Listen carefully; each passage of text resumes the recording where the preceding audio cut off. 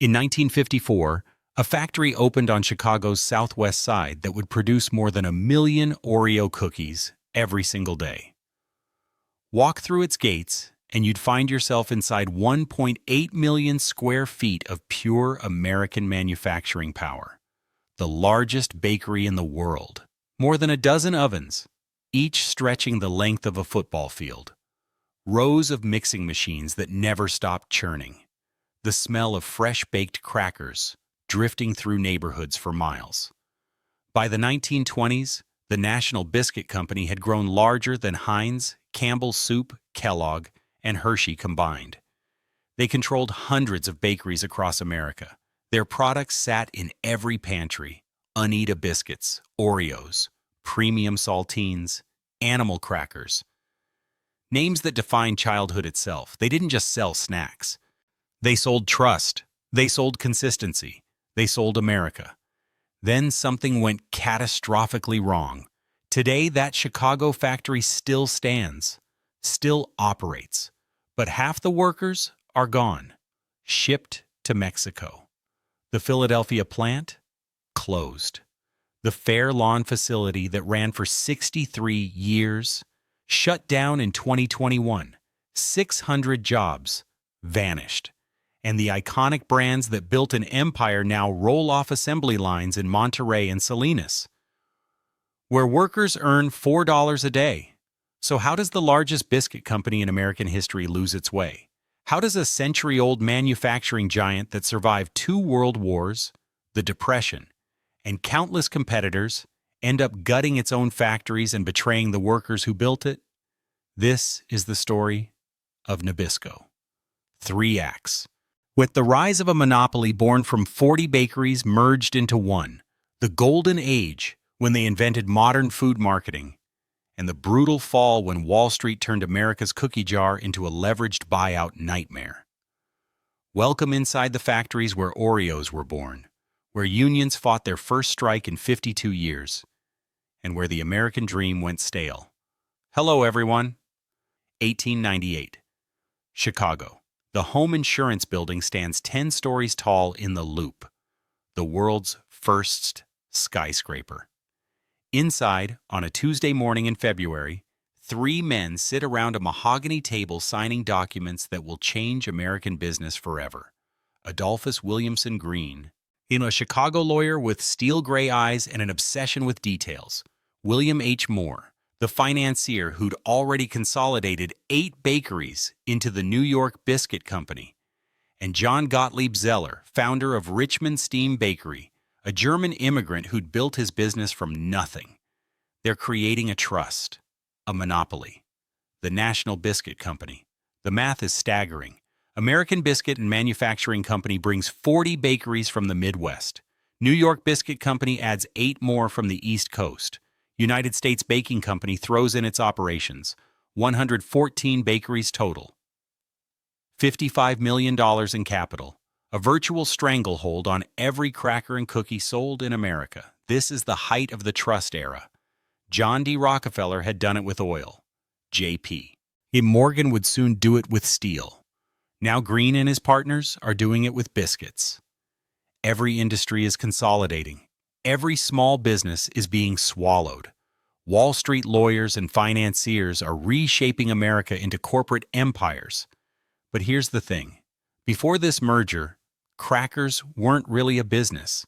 They were a commodity sold loose from barrels in general stores. Stale half the time. Broken into pieces. No quality control. No consistency. You bought crackers by the pound like you bought flour or sugar. Nobody cared who made them. Green sees something different. He sees standardization, national distribution, brand loyalty. He sees the future. The company sets up headquarters right there in the home insurance building. Green becomes president. He's 45 years old, born in 1843 in New Jersey. He educated as a lawyer but trained as a businessman. He has no hobbies except books and culture, no vices, no interest in anything but work. His employees will later describe him as tyrannical, obsessive, impossible to please. He's about to prove them right. Meanwhile, across town, bakery workers watch nervously. 114 bakeries means thousands of jobs. And Green's already announced his plan: consolidation, standardization, shutdowns of inefficient plants. The trust is born, and the workers who built it are already wondering which factories will survive. The National Biscuit Company opens for business on June 19, 1898. The empire begins. 1899.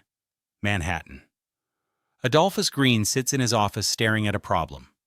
He controls 114 bakeries, but he doesn't control the market. Not really, because crackers are still sold from barrels. Loose, broken, stale. No brand, no identity. Just bulk commodity that any store can buy from any supplier. He needs a product, a national product. Something people will ask for by name. Green chooses the soda cracker. The most popular cracker in America. Nothing fancy. Just flour, water, yeast, and salt. But he's going to change everything about how it's sold. First, the shape. Octagonal. Distinctive. Nobody else makes an octagonal cracker. Second, the package. This is the real innovation. Green commissions a special container, cardboard box, wax paper lining, the in-ear seal system patented by the company, moisture-proof. The crackers won't go stale, won't get soggy, won't break into pieces. It's revolutionary. Nothing like this has ever been done with crackers. Third, the name. Yes, Green hires N.W. Ayer and Son, the nation's first major advertising agency in Philadelphia. They suggest "Uneat a biscuit," a pun. You need a biscuit. Green loves it. Fourth, the mascot, the Uneat-a boy, a rosy-cheeked child in a yellow rain slicker and galoshes clutching a box of crackers. The image says everything. Even in rain, these crackers stay fresh. Fifth, the price, 5 cents. His bakers tell him he'll lose money. Green doesn't care. He wants volume. He wants America. Then comes the advertising campaign, $7 million in the first 10 years. More money than anyone has ever spent promoting crackers. Green plasters every city and countryside with signs. Billboards, newspaper ads, painted advertisements on brick buildings. Do you know Uneat a biscuit? The slogan is everywhere. Yet he even creates Uneat a cadets, teams of employees who travel around buying up old packages that aren't fresh anymore. Quality control. Obsessive quality control. Competitors try to copy him. I want a biscuits. Want a biscuits? Green, the lawyer, sues every single one. He wins. By 1900, Americans are buying 10 million packages of Uneat a biscuits every month. 10 million. The company is making $3 million in annual profits on $35 million in sales.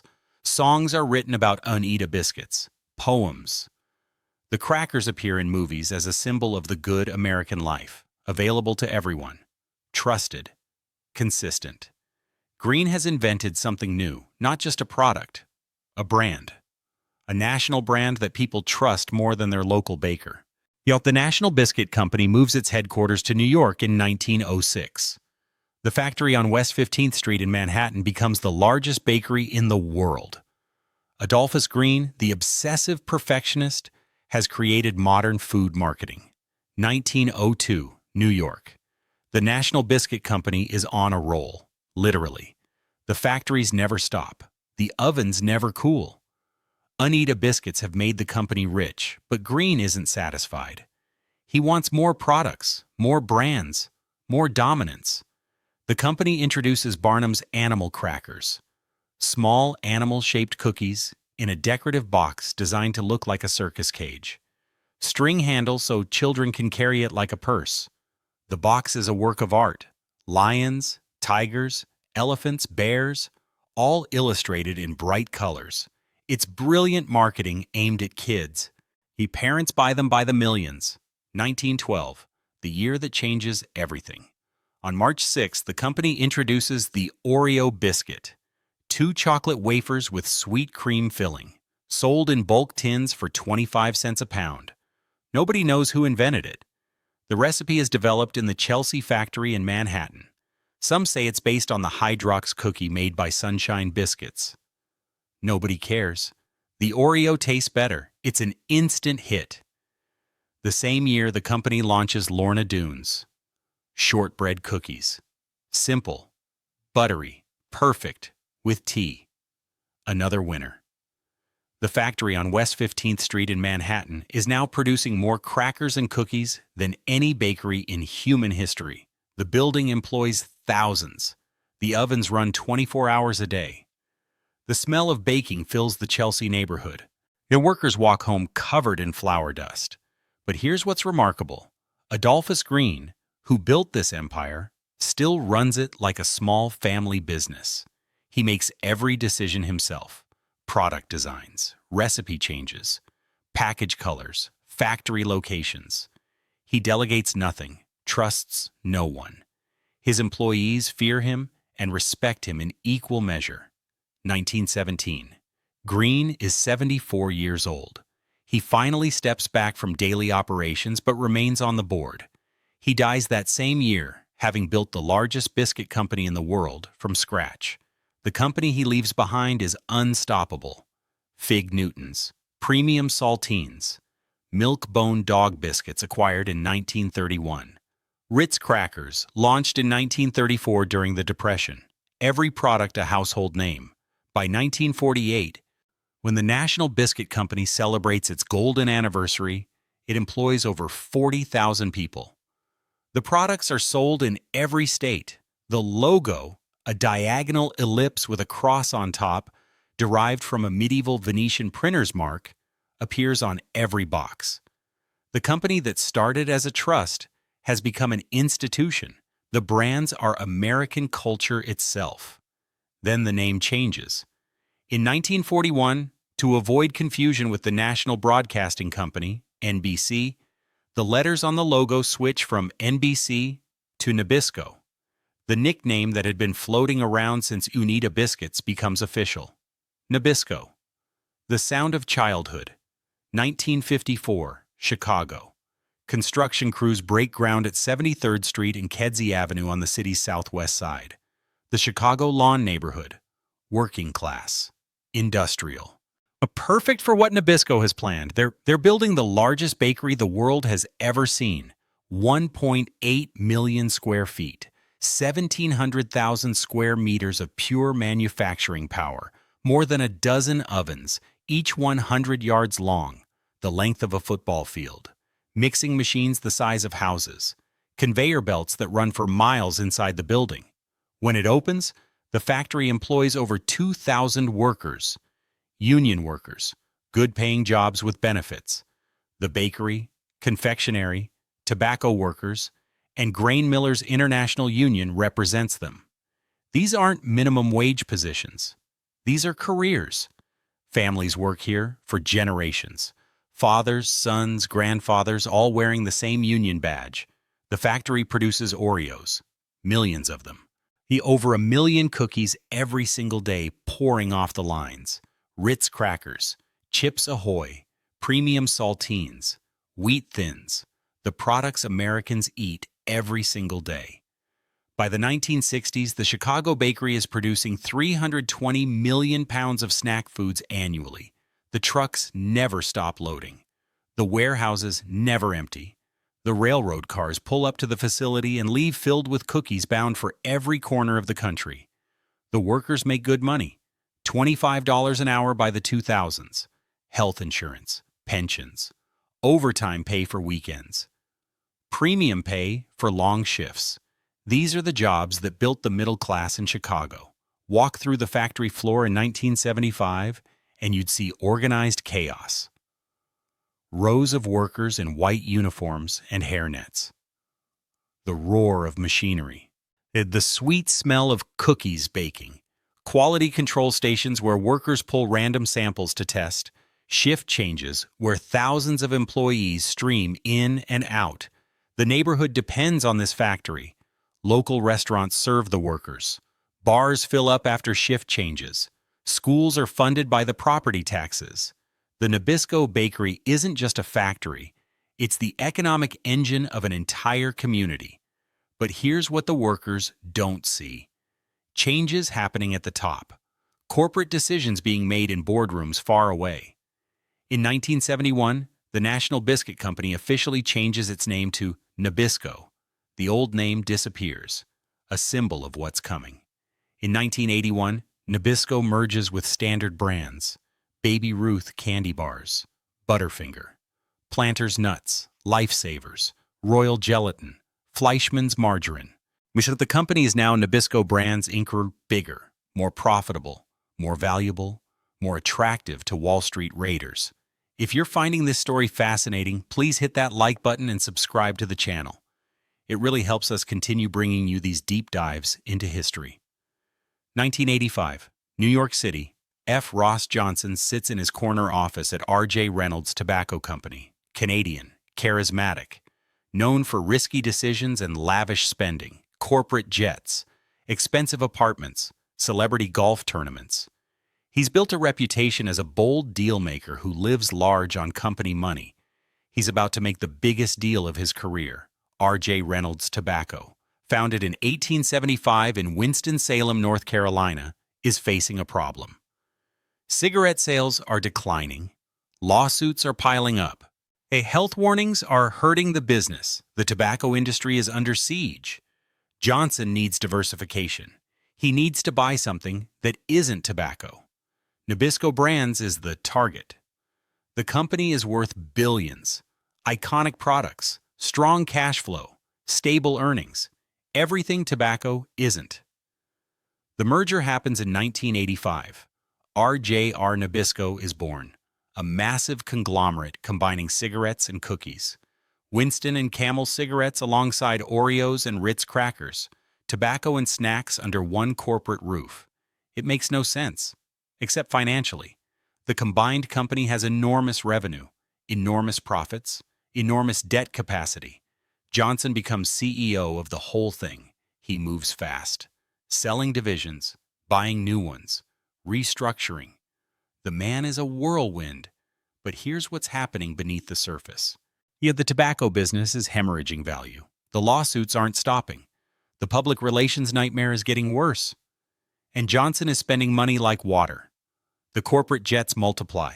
The apartments expand. The perks become legendary. By 1988, RJR Nabisco's stock price is stagnating. Trading around $55 a share, not terrible, but not great. Investors are losing patience. Johnson looks at the numbers and sees an opportunity, a leveraged buyout. Take the company private, buy out all the shareholders, load the company with debt, cash out the executives with golden parachutes. In October 1988, Johnson makes his move. He announces he wants to take RJR Nabisco private at $75 per share, $17 billion, a management buyout. He partners with Shearson Lehman Hutton to finance the deal.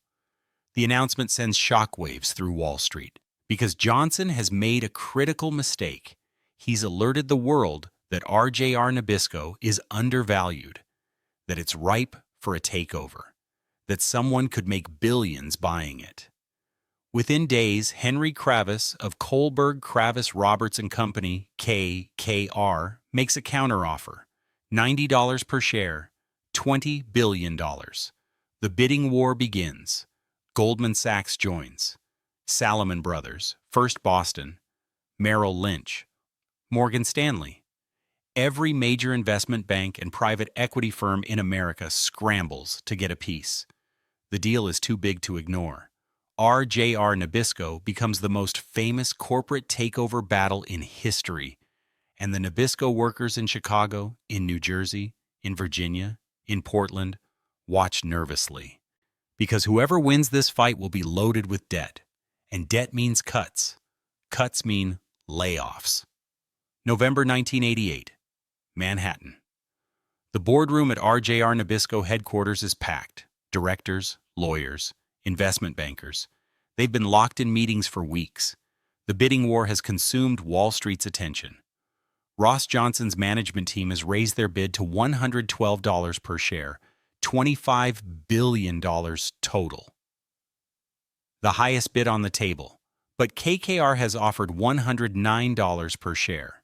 Lower, but with better terms. Guaranteed financing. No reset clause that could drop the price later. Time magazine puts Johnson on the cover. December 5th issue. The headline, "A game of greed, this man could pocket $100 million from the largest corporate takeover in history. Has the buyout craze gone too far?" The board is furious at Johnson. His golden parachute is obscene. $53 million if the deal goes through. The perks he's demanded are outrageous. The trust is broken. On November 24th, the board makes its decision. They accept KKR's offer. $109 per share. $25 billion total. The largest leveraged buyout in history. Henry Kravis and George Roberts, cousins who run KKR, have won. Johnson is out. He gets his $53 million parachute and walks away.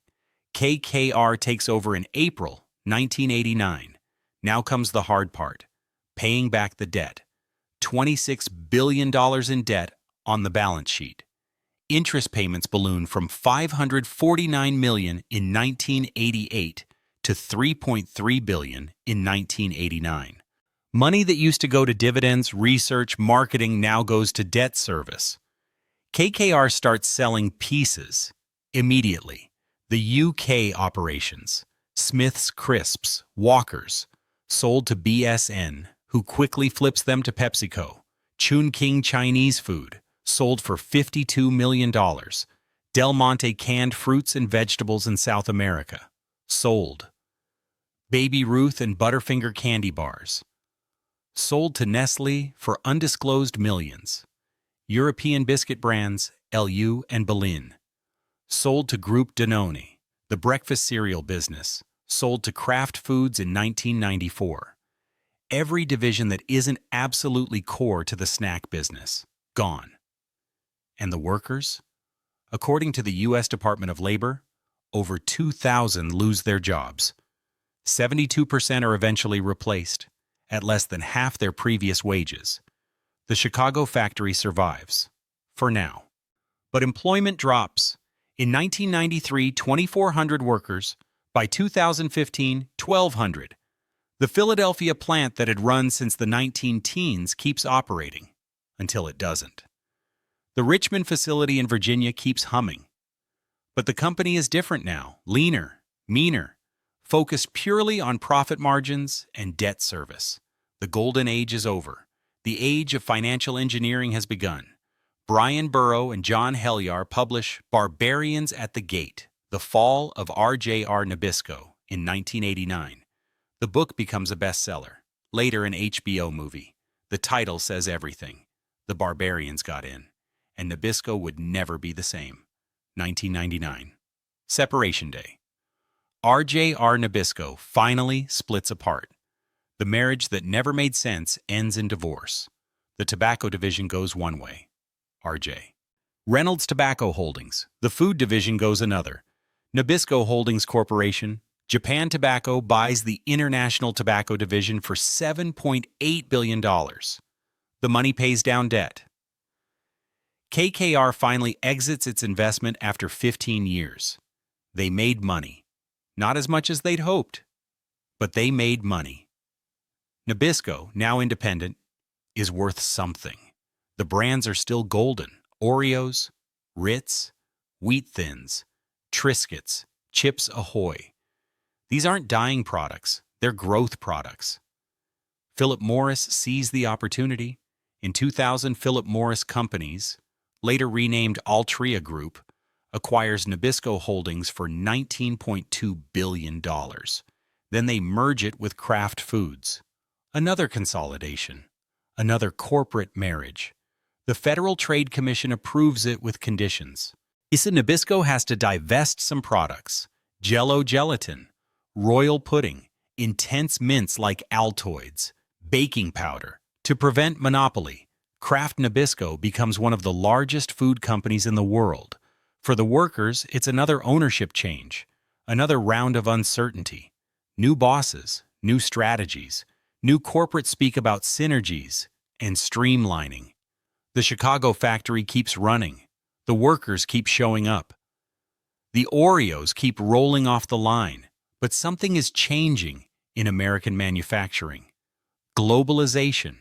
Companies are discovering they can make products cheaper overseas. Mexico, China. Wherever labor costs less.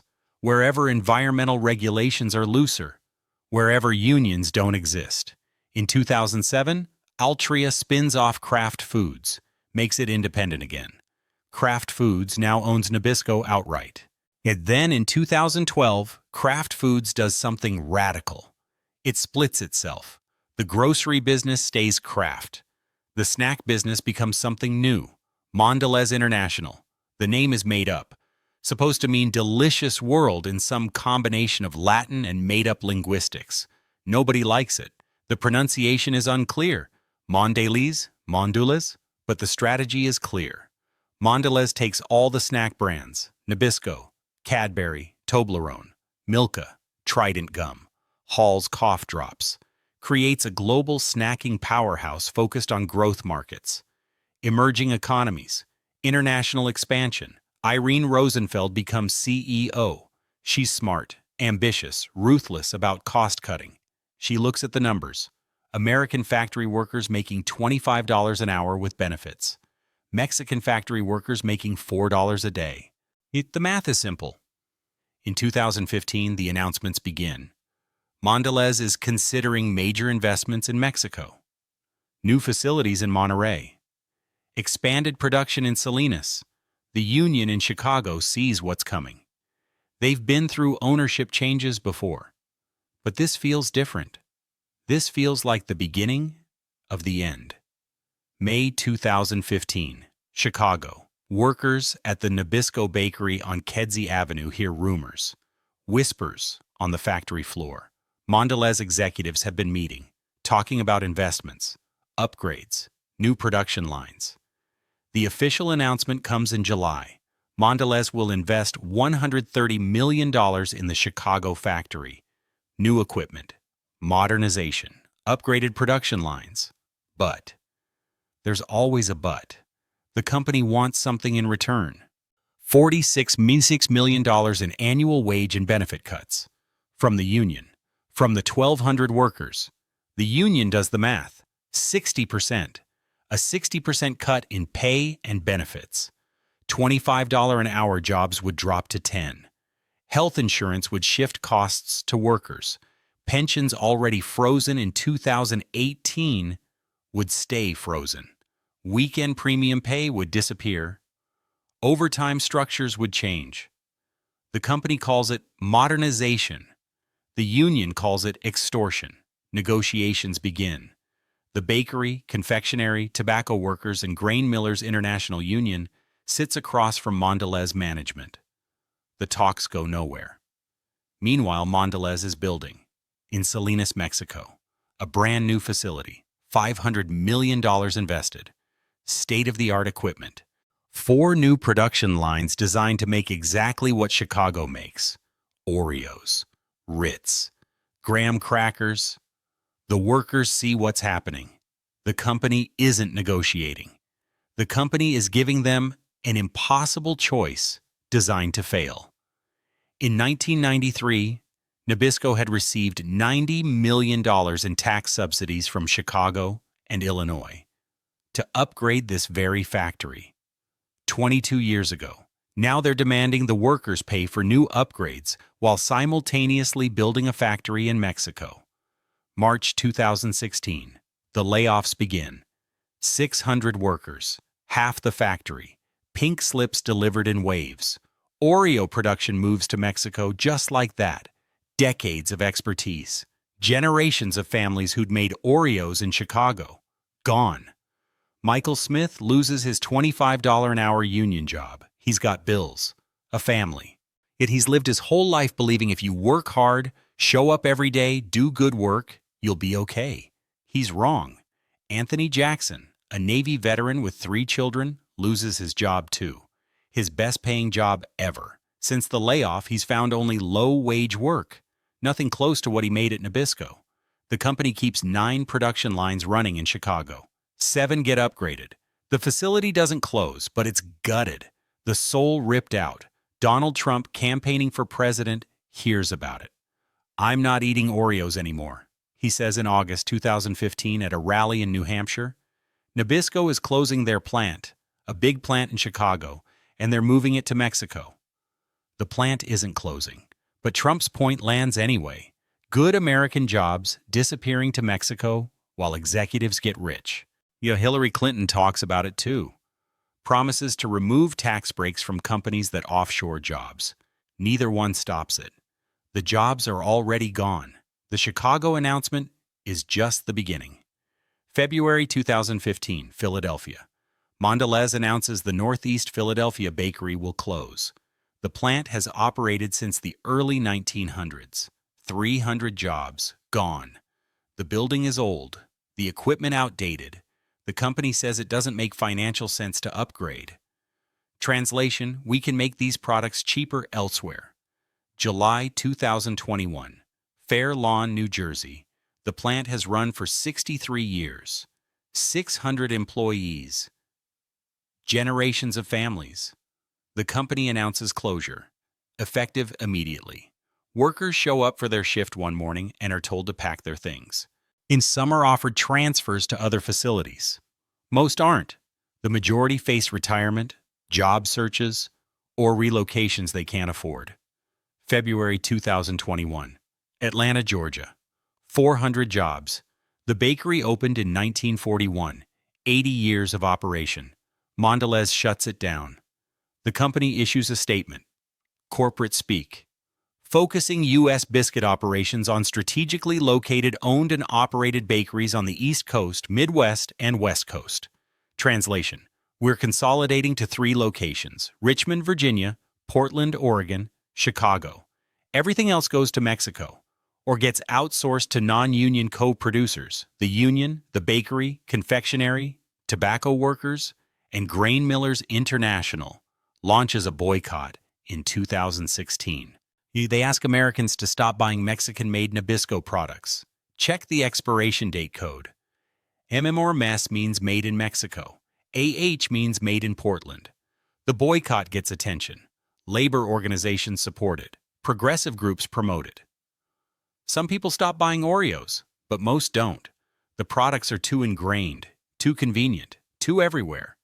Mondelēz doesn't care anyway. The company's stock is soaring, trading at all-time highs since April 2021. Profits are up, way up. CEO Irene Rosenfeld, who orchestrated this entire strategy, takes home $185 million over 9 years. When she steps down, she gets a $35 million pension, $50 million in severance, $70 million in stock options. Her replacement, Dirk Van de Putte, it is promised $55 million in his first year. The workers get pink slips. The executives get golden parachutes. Meanwhile, in Mexico, the working conditions are different, very different. Mexican federal minimum wage is $4 a day, not an hour, a day. The BCTGM sends investigators to Monterrey. What they find is troubling. Protection contracts, company-controlled unions that don't actually represent workers. No real collective bargaining. No meaningful benefits. The same products made by workers with no power, no protection, no voice. It's the one-way business model. Exploit workers on both sides of the border, maximize profits, enrich executives, destroy communities. And legal. Perfectly legal under NAFTA and subsequent trade agreements. This is the new Nabisco, not the company Adolphus Green built. Not the company that made Oneida biscuits and changed American food marketing. This is financial engineering dressed up as business strategy. We're halfway through this incredible story. If you're enjoying it, don't forget to like and subscribe. Your support means everything. August 10th, 2021, Portland, Oregon. At noon, 200 workers at the Nabisco bakery walk off the job. They file out through the gates carrying signs. Fair contract now. No contract, no snacks. Nabisco, stop the greed. It's the first strike at Nabisco in 52 years, since 1969. The workers are done, finished negotiating with a company that doesn't negotiate in good faith. Mondelēz wants more concessions. They want to eliminate premium pay for weekends. Yet they want to change the schedule to 12-hour shifts without overtime until workers hit 40 hours total. They want a two-tier healthcare system that punishes newer workers with higher costs. And this is happening while the company reports record profits.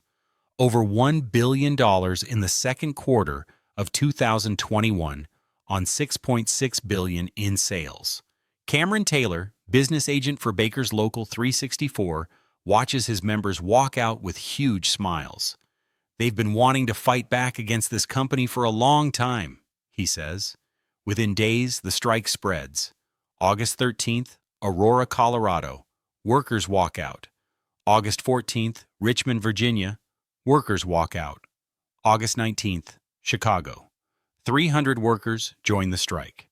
August 23rd, Norcross, Georgia. Distribution center workers walk out. Every Nabisco bakery and distribution facility in the United States is now on strike. Over 1,000 workers total, all represented by the BCTGM. Jake Willits in Portland has been working 12 to 16-hour shifts, sometimes 7 days straight. This strike comes as something of a break, he tells reporters. April Flowers Lewis in Chicago has worked at the factory for 27 years. Her pay is just under $30 an hour now, one of the few living wage jobs left on Chicago's South Side. People are scared to come to work on Saturdays, she says, because they make us work 16 hours. Donna Marks in Portland, 17 years at the plant, is blunt. They couldn't care less about us. They want us to work more and pay us less. The picket lines go up, 24 hours a day. And workers organize in shifts, 4 hours on, 20 hours off, then back to the line. Support pours in. Other unions honor the picket lines. Machinists, Local 63, Operating Engineers, Local 701, IBEW, Local 48. Teamsters refuse to make deliveries. Railroad workers decline to bring raw ingredients. Politicians show up. Oregon House Speaker Tina Kotek. Oregon Secretary of State Shemia Fagan. Portland City Council members. Bernie Sanders tweets support. If Nabisco can rake in billions of dollars in corporate profits, they can afford to treat their workers with dignity and respect. The strike gets national attention, coming right after the Frito-Lay strike in Topeka, Kansas. Workers across America are pushing back against grueling schedules and corporate greed. But here's the problem. The shelves at grocery stores are still full of Nabisco products. Where are they coming from? Mexico, September 15, 2021. After 36 days on strike, the BCTGM announces a tentative agreement with Mondelēz. The negotiations happened in secret. No details released, just word that a deal had been reached. September 18th. The union members vote. They ratify the contract. Overwhelmingly, the strike is over. So what did they win? A 4-year agreement. Pay raises. Improved 401k matching. The healthcare plan stays intact. No two-tier system. A $5,000 bonus for workers. Weekend premium pay. Modified, but not eliminated. The 12-hour shift, without overtime, still there in modified form. Outsourcing protections? Weak. No real guarantees. Our BCTGM, International President Anthony Shelton, calls it a victory. This has been a long and difficult fight for our striking members, their families, and our union. Throughout the strike, our members displayed tremendous courage, grit, and determination. Is it a victory? Compared to what the company wanted, yes. The workers stopped the worst concessions. But compared to what they had before 2015, before the Philadelphia closure, before the Chicago layoffs, before the Fair Lawn shutdown, they've lost ground. Lots of ground. The reality is simple. The factories that closed aren't reopening. The 600 jobs that moved to Mexico aren't coming back. The pattern of closures and outsourcing continues. 3 U.S. bakeries remain: Portland, Chicago, Richmond. That's it. Everything else is either closed or in Mexico. Yeah, the workers know this. They're not celebrating. They're relieved. Relieved they can go back to work. Relieved they stopped the worst cuts. But they know the war isn't over. Mondelēz stock continues climbing. The executives continue making millions. The products continue selling. And somewhere in Monterrey and Salinas, workers making $4 a day produce the same Oreos, the same Ritz Crackers, the same products that used to support middle-class families in America. Stan Maluski, who has worked at the Fair Lawn plant for 38 years before it closed, sums it up. Ever since Mondelēz took over in 2012, they are fast-tracking these changes. They just don't have the interest of the workers at heart. The executives just want to line their pockets. The strike is over. The members go back to work. Yet the picket signs come down, but nothing fundamental has changed. The business model remains the same. Extract maximum profit. Minimize labor costs. Move production to wherever it's cheapest. Nabisco, the company that once built the American middle class with good factory jobs, is now systematically destroying those same jobs. 7 ownership changes in 31 years.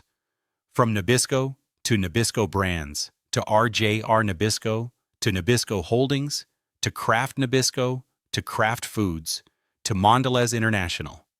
At each step, the workers lose. At each step, the executives win. Welcome to modern American capitalism. Today, Chicago, 73rd and Kedzie.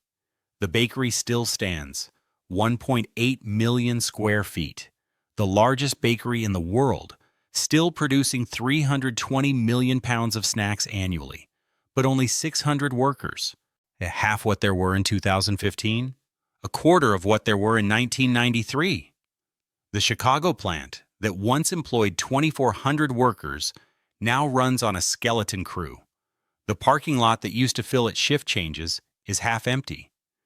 The neighborhood bars and restaurants that depended on factory workers have closed or struggled. The building itself looks the same from outside, massive, industrial. But inside, whole sections sit idle. Production lines that used to run 24/7 are shut down. The equipment moved to Mexico or sold for scrap. Drive past at night and you still smell the cookies baking.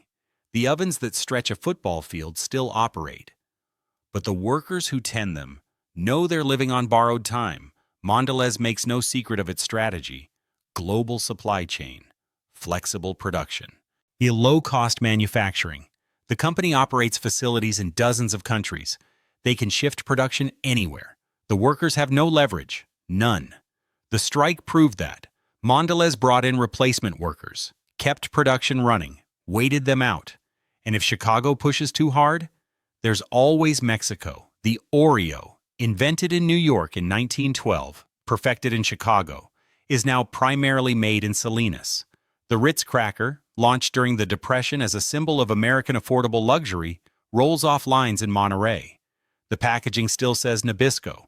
The logo still shows the diagonal ellipse with the cross. The red triangle still appears on every box, but these aren't American products anymore. Not really. They're global commodities made wherever labor is cheapest and regulations are weakest. In Portland, the bakery survives. 200 workers. They're careful. They saw what happened to Philadelphia and Fair Lawn and Atlanta. They know their jobs could disappear overnight. In Richmond, Virginia, same story. Workers show up, do their jobs, watch the news about closures elsewhere and wonder when it's their turn. Mondelēz continues thriving. The stock trades high. Analysts praise the company's lean operations and efficient supply chain. Oreos generate over $3 billion in annual sales. The world's best-selling cookie. Nabisco brands represent half of Mondelēz's $26 billion in annual revenue. The company is wildly profitable. record profits quarter after quarter. None of that profit flows to the workers who actually make the products. CEO Dirk van de Putte made $18 million in 2020, 561 times the median worker salary. The workers make cookies. The executives make millions. Adolphus Green, who built this empire on quality and consistency and fair dealing with customers, would not recognize what his company has become. The fall of Nabisco isn't unique. It's a pattern. Across America, manufacturing jobs that once supported families have disappeared. Factories that ran for generations have closed. Workers who believed hard work meant security learned otherwise. The playbook is always the same. Step 1. Consolidation. Merge companies. Create monopolies. Gain pricing power. Step 2. Financialization. Take on massive debt. Use leverage to boost returns. Make the company lean. Lean. Step 3. Cost cutting. Wages, benefits, workers. Always workers. Step 4. Offshoring. Move production to wherever labor is cheapest. Mexico, China, anywhere but America. Step 5. Executive enrichment. Golden parachutes. Stock options. Bonuses for hitting profit targets. Step 6. Repeat. This happened to steel, to textiles, to electronics, to furniture, to countless industries that defined American manufacturing. Nabisco is just cookies and crackers. But the story is the same. What makes it worse is the betrayal. These weren't struggling companies saved by private equity. Nabisco was profitable, enormously profitable. The brands were strong. The products sold themselves. The workers weren't the problem. The workers showed up every day for decades. They made quality products. They built the company's reputation. But quality and loyalty don't matter when Wall Street runs the show. When financial engineering replaces actual engineering, when quarterly earnings trump long-term thinking, the Chicago factory could have been upgraded, the Philadelphia plant could have been modernized, the Fair Lawn facility could have been saved. But why invest in American workers when you can build in Mexico for a fraction of the cost? Why negotiate with unions when you can move production and eliminate them entirely? Why maintain factories in America when shareholders only care about profit margins? The math is brutal, and the math always wins. What's left behind? Empty buildings, unemployed workers, destroyed communities. In Detroit, the old Nabisco bakery built in 1920 is now a U-Haul storage facility. The oven's gone, the mixing machines removed. Yet the building that once smelled of fresh cookies now stores people's belongings. In New York, the Chelsea factory on West 15th Street is Chelsea Market, a high-end shopping destination. Boutiques, restaurants. The building where Oreos were invented now sells artisanal cheese and overpriced cupcakes. In Pittsburgh, Bakery Square. The Nabisco factory torn down and replaced with offices. Google has a location there. Tech workers where factory workers used to be. The buildings survive. Repurposed, gentrified, made into something else. But the jobs are gone forever, and that's the point. This isn't about buildings or real estate. It's about the destruction of manufacturing as a pathway to middle-class life in America.